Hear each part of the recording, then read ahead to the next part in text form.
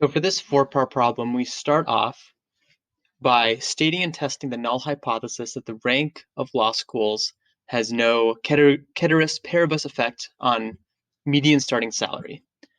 So just really quickly, stating the null hypothesis would just be that beta 5 equals 0. So that's the null hypothesis. And how do we test this null hypothesis? So we have to test it by, of course, estimating the equation.